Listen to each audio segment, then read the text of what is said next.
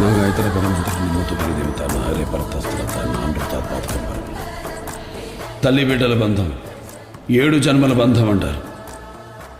ఆ శివాజ్ఞతో ఏదో ఒక జన్మలో నీ రుణం తీర్చుకుంటాను తల్లి.